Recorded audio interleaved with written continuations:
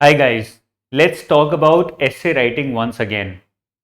UPSC में essay writing has evolved in the last 3-4 years to the extent that they are now asking very abstract questions जो कि दिखने में बहुत मुश्किल लगते हैं. But the reality is something else. They're actually easier to target, easier to write if you're able to understand the skill that you need and the method that you need to follow in order to make them write well. मैंने आपको एक दो videos में already काफ़ी अच्छे से examples लेके explain किया है किस तरह से आप एथिकल या फिलोसॉफिकल एसेस को अप्रोच कर सकते हैं.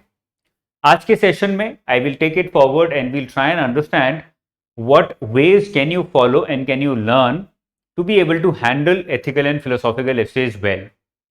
मैंने ऑलरेडी एक दो वीडियोस में आपको बताया भी है कि कहाँ से यूपीएससी को मेरे पर्सपेक्टिव में इंस्पिरेशन आया इस तरह के एसेस को उठाने का and what is the ultimate objective of UPSC asking these kind of questions. तो वो वीडियो आप देख के समझ सकते हैं, मेरे चैनल पे आपको मिल जाएगी, जिससे कि आपको आइडिया लगेगा कि क्यों यूपीएससी इस तरह के क्वेश्चंस पूछ रहा है. आज हम लोग एक और एसे उठाएंगे जिससे कि हम लोग समझ पाएँ कि किस तरह से एक एसे को अप्रोच करना है, क्या हमें करना चाहिए, क्या हमें नहीं करना चाहिए. And through this, we will be able to get closer to learning the art of writing good essays in civil services exam. Start करते हैं. आज के एसे का टॉपिक क्या है पहले वो देख लेते हैं और फिर एक एक करके डिटेल में जाएंगे. टॉपिक है focusing on what's important not on what's urgent. तो हमारे कीवर्ड्स क्या हैं? व्हाट्स इंपॉर्टेंट या फिर खाली इंपॉर्टेंट एंड अर्जेंट. ये दो हमारे कीवर्ड्स हैं. बहुत सारे स्टूडेंट सोचते हैं कि हमें एसे में भी दोनों डायमेंशंस लिखनी ज़रूरी हैं.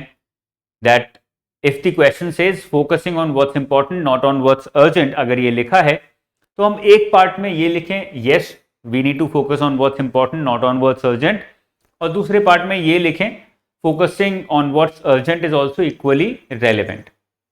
ये आपकी खुद की एक पर्सनल डिसीजन है whether you want to do it और not. But one tip that I would like to give you is, जो भी स्टेटमेंट्स आपको एथिकल एसेज में मिलती हैं, please do not treat them as questions और as something that the examiner is asking you. Instead try to relate with them and understand them and accept them as statements that the examiner is telling you, something that the examiner is not asking you but something that the person who has written this topic is telling you. अगर इस thought के साथ एक topic को पढ़ोगे तो automatically आप ये समझ पाओगे कि एग्जामिनर एग्जैक्टली चाहता क्या है.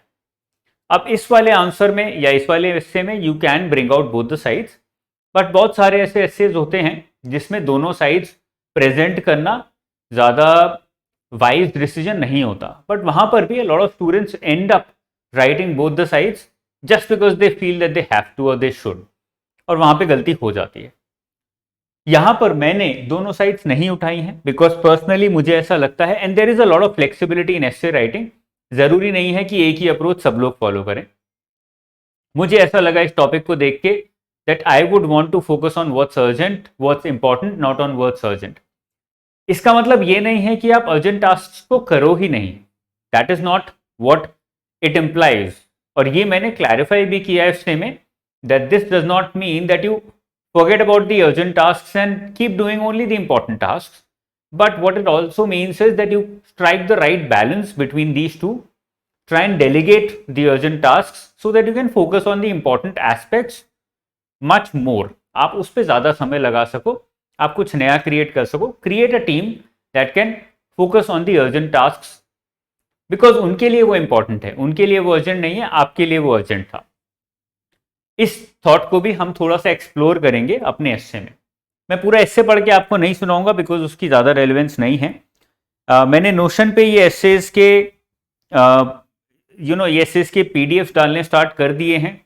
अगर अभी आपको नहीं दिख रहा होगा डिस्क्रिप्शन में तो कुछ दिनों में दिख जाएगा. You can start connecting with me through notion.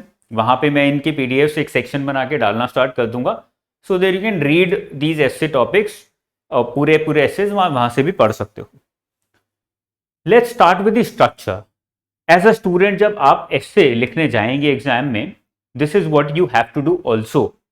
1.5 घंटे में एक एसे लिखना होता है, उसमें से please spend 20 to 30 minutes on writing the structure and after that spend the remaining 1 hour on writing the essay. क्योंकि अगर स्ट्रक्चर अच्छा नहीं होगा या रिफाइंड नहीं होगा, और if you do not have thought clarity in your thought, automatically जो फाइनल रिजल्ट आएगा, फाइनल एसे निकल के आएगा, फाइनल आउटपुट आएगा, वो भी अच्छा नहीं होगा। It will also not be refined, number नहीं मिलेंगे। एक कहावत है ना, there is a saying that you spend, if you have an hour and a half to cut a tree, then you spend 1 hour 25 minutes on sharpening the knife, sharpening the axe, and the remaining 5 minutes on cutting the tree. तो ये बहुत ज़रूरी है यहाँ पर कि आप पहले 20 से 30 मिनट अच्छे से create a very refined, very structure, जिससे कि तुम्हें खुद को एक क्लैरिटी मिल जाए कि अच्छा ये मैं लिखना चाहता हूँ और ये मैं लिखने वाला। इसमें एग्जाम्पल्स भी आ जाएंगे, जो भी एग्जाम्पल्स आपको लिखने हैं वो भी प्री डिसाइडेड होने चाहिए, पहले से रिफाइंड होने चाहिए, थॉट आउट होने चाहिए कि मैं कितना स्पेस दूंगा हर एक एग्जाम्पल को, और क्या एग्जाम्पल मैं लिखने वाला हूँ, उस एग्जाम्पल के अंदर मैं क्या लिखने वाला हूँ। All of that should be pre decided, तभी वो एसे जो निकल के आएगा वो बहुत अच्छा निकल के आएगा and the examiner will be impressed. Otherwise examiner को लगेगा कि तुम्हारा क्लैरिटी ऑफ थॉट नहीं है, कंफ्यूज इंसान हो। अगर उसको एक बार लग गया that you are confuse, you are not clear about the topic, कितने ही हाई-फाई एग्जाम्पल्स डाल लो, कितना ही कॉम्प्लिकेट कर लो, कितनी ही फ्लेरी लैंग्वेज लिख लो, नंबर नहीं मिलेंगे। ठीक है ना, स्टार्ट करते हैं। तो मैं आपको स्ट्रक्चर एक बार दिखाता हूं, 1 minute, let me explain to you. यहां पर थोड़ी सी मैंने नॉइज कम की है बिकॉज आई थिंक आवाज फट रही थी। ठीक है, स्ट्रक्चर में सबसे पहले आता है इंट्रोडक्शन। इंट्रोडक्शन में आपको बहुत लीवे है, आप कुछ भी लिख सकते हो। मेरे लिए पर्सनली मुझे ऐसा लगता है इन एथिकल और philosophical essays, what I should be doing or I would do for myself, not for writing in the essay but for myself, मैं क्या करूंगा is I would want to write the definition। मैं definition लिखना पसंद करूंगा। मैं चाहूंगा कि मैं डिफाइन कर लूं कीवर्ड्स को। एक बार मैंने कीवर्ड्स को डिफाइन कर लिया, automatically it will be much easier for me to approach the body and the conclusion. ठीक है ना, तो यहां पर सबसे पहले इंट्रोडक्शन में मैंने लास्ट सेशन जो किया था उसमें भी मैंने बताया था that I would want to focus upon defining the keywords in the introduction for myself. I might write these in the final essay, I might not write these, but पहले मेरे लिए डिफाइंड, क्लियर डिफाइन होना चाहिए कि इन keywords का मतलब क्या है, तभी मैं कुछ लिख पाऊंगा। तो मैंने इंट्रोडक्शन में अपने लिए, शायद I might not right it in the final essay, but for my self I have defined what is the definition of important and the definition of urgent. Important की definition में मैंने accomplishment डाला है, fulfillment of purpose डाला है। अब इसमें definition का मतलब ये नहीं है कि आप लिख के define करने लग जाओ, just identify the synonyms or the keywords that relate with what is important here. Important में क्या क्या मतलब आएगा, accomplishment, anything which results in you feeling accomplished or you accomplishing something, वो इंपॉर्टेंट है मेरे लिए। अगर मेरा पर्पस फुलफिल हो रहा है तो वो टास्क इंपॉर्टेंट है, अदरवाइज इंपॉर्टेंट नहीं है। इफ दैट टास्क और that work is aligned with my belief and my principles, तो वो इंपॉर्टेंट कहलाएगा, अदरवाइज वो इंपॉर्टेंट नहीं कहलाएगा। और अगर उस काम से, उस टास्क से, उस एक्टिविटी से I am able to have long term happiness, not short term immediate benefit but long term happiness, तब वो टास्क मेरे लिए इंपॉर्टेंट हो जाएगा। On the other hand, what is urgent? Anything that has a deadline कि ये 2 दिन में खत्म करना है, 5 दिन में खत्म करना है, that is urgent. Anything that is required immediately, immediately चाहिए, अगले 10 दिन में चाहिए ही चाहिए, तो वो अर्जेंट हो गया।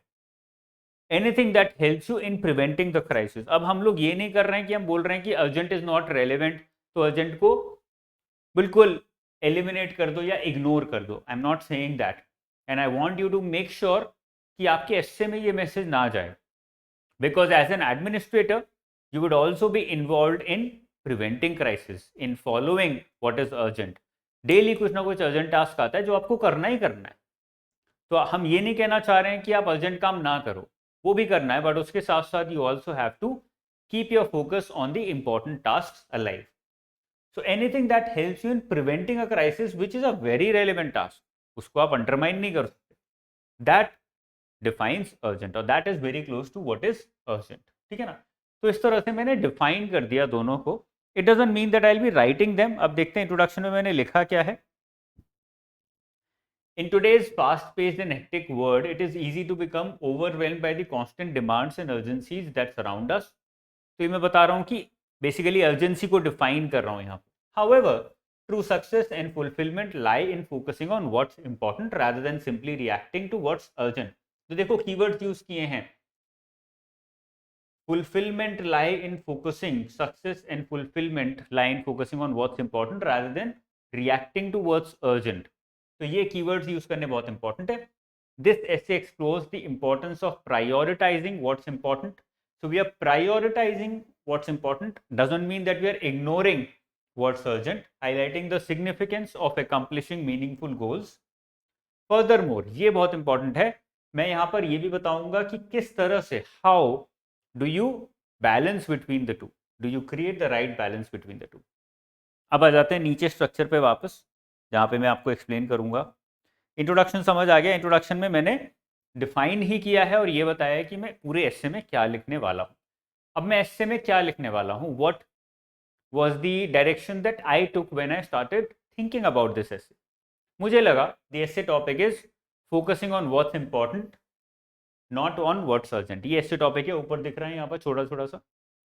तो मैंने लिखा कि why do I need to focus on what's important and not on what's urgent and how can I do it. मेरे लिए सबसे ज़्यादा इंपॉर्टेंट यही था एज अ राइटर कि मैं एक्सप्लेन कर पाऊँ why do you need to focus on what's important and not on what's urgent and how do you do it. How do you focus on what is important and not on what is urgent. तो ये दो parts में मैंने अपने पूरे एस्से को divide कर दिया और मैंने इन्हीं दो पार्ट्स के अंदर फिर आर्ग्यूमेंट्स क्रिएट करने शुरू किए. वाई एंड हाउ बहुत सिंपल क्रिएट किया है जिससे कि किसी भी रीडर को समझ आ जाए. आपका ऑब्जेक्टिव कॉम्प्लेक्स बनाना नहीं है, आपका ऑब्जेक्टिव एस्से टॉपिक को सिंप्लीफाई करके लिखना है. सबसे पहला पॉइंट था why to focus on what is important and not on what is urgent. इसमें मैंने 3 पॉइंट लिखे, उसके एग्जाम्पल्स भी मैंने यहाँ पर डाल दिए साथ साथ. ये मैं स्ट्रक्चर है, ये मेरा फाइनल एस्से नहीं है, ड्राफ्ट स्ट्रक्चर चल रहा है. Number 1, deadline versus accomplishment. To allow us to accomplish something new and meaningful rather than just manage the status quo. अब हमें इंपॉर्टेंट एक्टिविटीज क्या अलाउ करती हैं? They allow us to accomplish what is new, what is still not achieved, what is relevant for us rather than just fulfilling the deadlines जो कि urgent हो सकती है. Steve Jobs on building new products that changed the world rather than make money for his company. तो Steve Jobs ने follow किया था. He was not concerned about deadlines और he was not concern about urgent task, क्योंकि उनको ऐसा लगता था that this is not contributing towards long term growth of the society, long term upward movement of the society, forward movement of the society. अगर आपको लोगों को आगे लेके जाना है तो आपको कुछ अलग करना पड़ेगा और वो अलग अकम्पलिशमेंट के अंदर आता है, डेडलाइन के अंदर नहीं आता है. हाउ ही डिड इट उसको नीचे अलग से एक्सप्लेन किया है. How anyone can focus on what is important while making sure कि urgent tasks unreported ना रहें या urgent tasks unfulfilled ना रहें, वो भी साथ में चलते रहें. So why do we need to focus on what is important over what is urgent? Because if we do that, we are able to accomplish new things, and if we don't do it, then we are stuck in deadlines. इस तरह से मैंने why को explain करने की कोशिश की. Second point, limited lifespan. हम लोगों का लाइफ स्पैन लिमिटेड होता है, 50-60 साल 70 साल की लाइफ होती है. उसमें हम लोगों को अपना टाइम वाइजली यूज करना चाहिए और इसलिए we should try and do things that have a long lasting impact. इसमें एक एडमिनिस्ट्रेटर का एग्जांपल लिया, आईपीएस किरण बेदी, जिन्होंने when she was deputed as the commissioner और the head of Tihar jail, तो उन्होंने सोचा कि यार खाली मैनेज नहीं करना है तिहाड़ जेल को, I want to transform this place. I want to make it a place where the criminals can get reformed. Criminals can actually become normal citizens of the society when they move out. तो Tihar jail को उन्होंने transform करने की कोशिश की. She brought in yoga, she change the culture of Tihar jail, जिसकी वजह से बहुत इनमेट्स के लिए वो एक बेटर प्लेस बन गया. And they were able to reform themselves, they were able to get back to the society after they moved out from the jail. ये एग्जाम्पल मैंने एक्सप्लेन किया इस एग्जाम्पल के through, how a limited life span can become something valuable for you as an individual, अगर आप important चीज़ों पे focus कर पाते हो, कुछ नई चीज़ पे फोकस कर पाते हो, rather than just managing.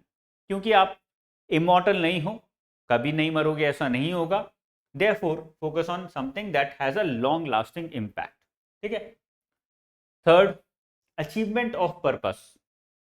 When you are focusing on something that is important, when you stick with your principles, so automatically you are able to achieve your purpose now or tomorrow or day after tomorrow or somewhere in the future. But the condition is that you stick with your principles. अगर आप सच में जानते हो, if you know what is important versus what is urgent, then you will be able to do it.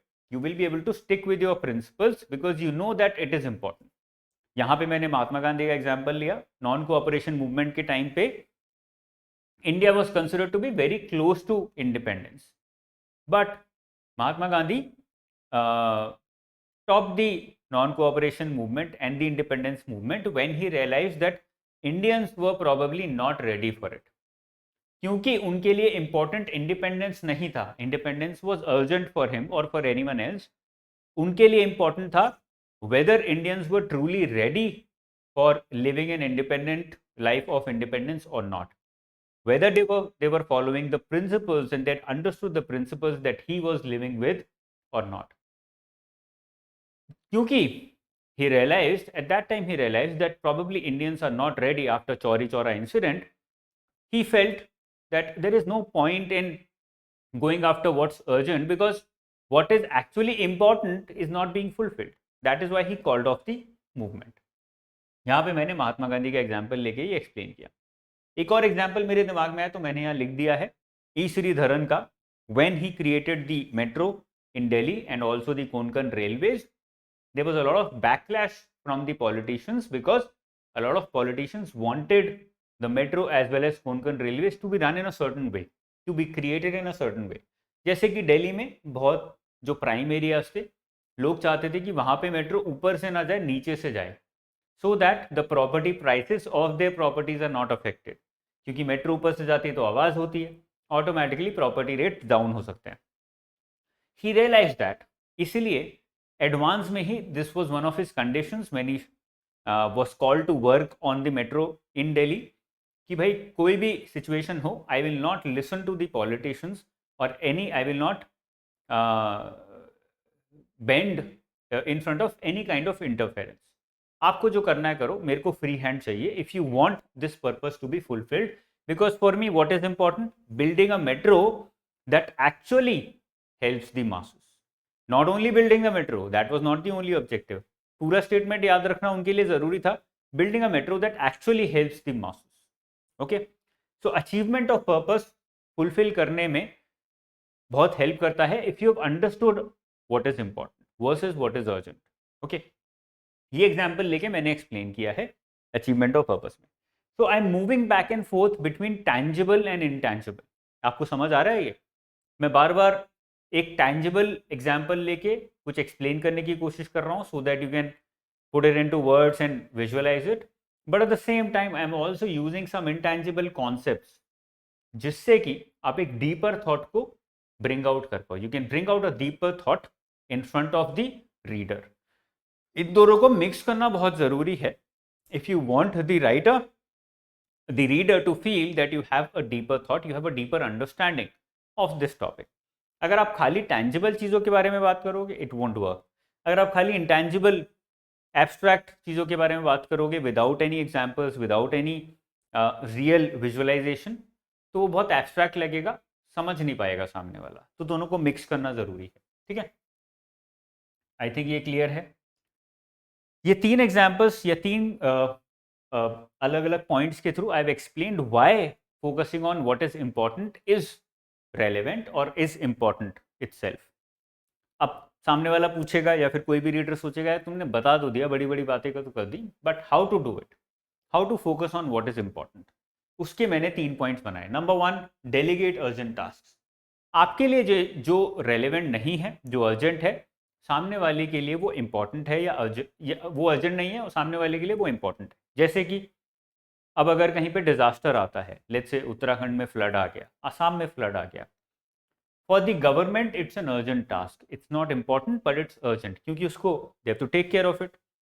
But at the same time उनको पता है ये हर साल साइकिल चलती है, we have to create something जिससे कि हम प्रिवेंट कर पाएँ या फिर कम कर पाएँ, उसका इम्पैक्ट रिड्यूस कर पाएँ। But it is not important for them, it is an urgent task. Important नहीं है इसका मतलब ये नहीं कि वो करेंगे ही नहीं, इट्स एन अर्जेंट टास्क, उसका क्लासिफिकेशन में वो अर्जेंसी में आए। How do they manage it then? उन्होंने एक डिजास्टर मैनेजमेंट फोर्स बना दिया और उस एजेंसी को ये टास्क दे दिया, जैसे ही कोई अर्जेंट टास्क आएगा इस तरह का, we will hand it over to you, for you it is important. Disaster management agency के लिए वो इंपॉर्टेंट है, क्यों? क्योंकि उनका पर्पस ही वो है। उनका मेन पर्पस क्या है? ऐसे डिजास्टर्स को, ऐसे डिजास्टर्स में फंसे हुए लोगों को निकालना, ऐसे डिजास्टर्स के इम्पैक्ट को मिनिमाइज करना, that's there purpose. So for them it is an important task, and उनके लिए अचीवमेंट ऑफ पर्पस कब होगा? जब वो डेथ रेट्स मिनिमाइज कर पाए या फिर बिल्कुल जीरो कर पाए, that would be success for them. तो आपने डेलीगेट कर दिया वो टास्क ऐसी एजेंसी को for which it is important, for you it is urgent. तो delegate urgent task to a team, एक टीम क्रिएट करो और उसको डेलीगेट करो जिससे कि वो टीम उसको ज़्यादा एफिशिएंटली कर पाए, क्योंकि उसके लिए वो रेलिवेंट है, उसके लिए इंपॉर्टेंट है, उसके लिए वो एक अचीवमेंट ऑफ पर्पस का फीलिंग देता है। इसमें वॉरेन बफे का एग्जाम्पल दिया है, डिजास्टर मैनेजमेंट वाला एग्जाम्पल भी दे सकते हो। Okay, Warren Buffett, what he used to do is, what he still does is, he would delegate all the administrative unimportant tasks to his team। उन्होंने एक special team बनाई हुई है, and he would focus on the important task of creating something new और identifying new companies जो कि 10 साल बाद, 20 साल बाद बहुत अच्छा परफॉर्म करेंगी। स्ट्रेटेजिक इन्वेस्टमेंट करना, दैट इज हिज ऑब्जेक्टिव। ठीक है ना, उनके लिए वो इंपॉर्टेंट है। Second point, allocate dedicated time. अब ऐसा उसके बाद भी होगा कि आपको कुछ समय तो अर्जेंट टास्क के लिए निकालना पड़ेगा, but a lot of people face this problem कि वो पूरा दिन अर्जेंट टास्क ही करते रह जाते हैं और वो इंपॉर्टेंट टास्क के लिए टाइम नहीं निकाल पाते। व्हाट इज द ट्रिक है? द ट्रिक हेयर इज कि आप सुबह सुबह आए, सुबह सुबह आपने 3 घंटे, 4 घंटे, 5 घंटे आपने आइडेंटिफाई किए कि ये मैं खाली इंपॉर्टेंट टास्क के लिए है, इसके बाद में जो भी अर्जेंट टास्क होंगे वो उठाऊंगा, उससे पहले नहीं उठाऊंगा। कितना भी अर्जेंट हो, 5 घंटे में ये काम करूंगा जो मेरे लिए इंपॉर्टेंट है, जो मेरे लिए अचीवमेंट ऑफ पर्पस की फीलिंग देता है, which actually contributes towards something relevant in the long term. और उसके बाद 5 घंटे के बाद I will sit with the team and I will focus on what is urgent. चाहे वो होम मिनिस्टर हो, चाहे फाइनेंस मिनिस्टर हो, गवर्नमेंट में हो, एडमिनिस्ट्रेशन में हो, या फिर प्राइवेट सेक्टर में हो, this is something that they can follow, because हम लोग बात क्या कर रहे हैं? How to focus on what is important. तो allocate specific time to important tasks and use the remaining time on urgent matters। Third point है break down important task. तो थर्ड, हम किस तरह से, how can we focus on what is important? By breaking it down. क्योंकि important task काफ़ी complicated होते हैं और दिखने में काफ़ी इंटिमिडेटिंग लगते हैं। You don't know how do you actually fulfil और कंप्लीट दिस इंपॉर्टेंट टास्क। देखने में ऐसा लगता है कि ये तो हो ही नहीं सकता है, बहुत टाइम लगेगा। तो you break it down and then focus on continuous improvement, धीरे धीरे। फॉर एग्जाम्पल, मैं सोच रहा हूँ एक बुक लिखने की यूपीएससी पे। अब अगर मैं सोचूंगा कि यार कैसे लिखूँ, किस तरह से करूँ, क्या ना करूँ, I will never be able to do it because it feels like an intimidating task and a very difficult task to actually write a book that can help the aspirants. But अगर मैं उसको छोटे छोटे parts में break down कर लूँ कि ठीक है, पहले चैप्टर्स बनाते हैं, पहले अपना पर्पस आइडेंटिफाई करते हैं कि बुक लिखनी क्यों है और किस सब्जेक्ट पे लिखनी है।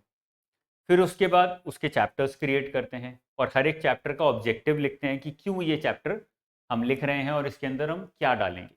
तो चैप्टर के अंदर जो भी कंटेंट होगा उसको पॉइंट्स में लिखते हैं, and then we identify examples जो कि हमें हर जगह पे लिखने हैं जिससे कि हम उसको अंडरस्टैंडेबल बना पाएँ, and then you actually start with the writing process.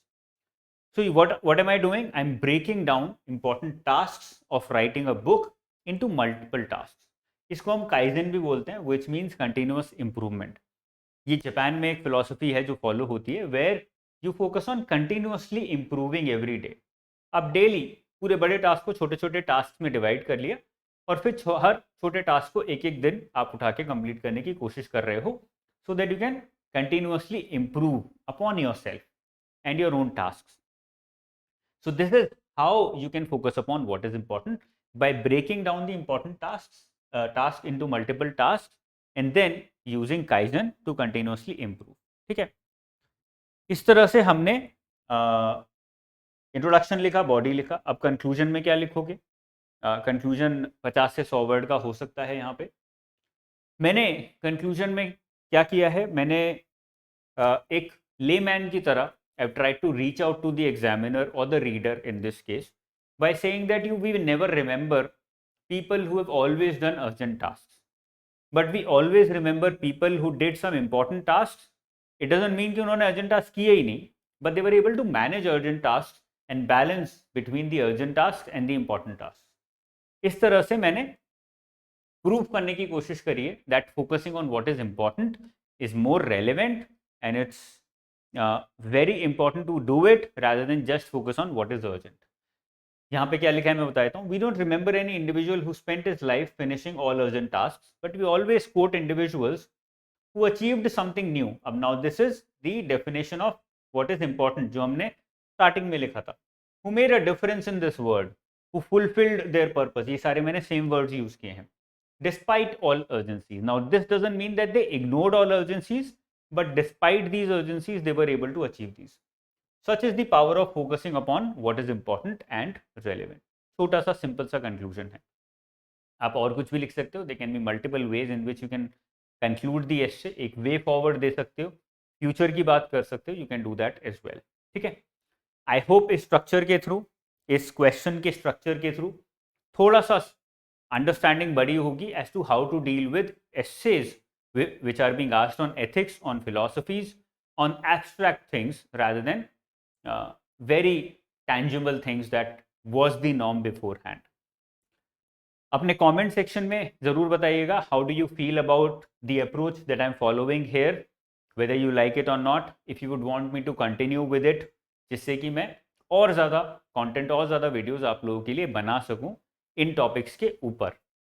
And I can teach you, I can discuss with you how do you actually write a better essay out of nothing, out of such abstract topics.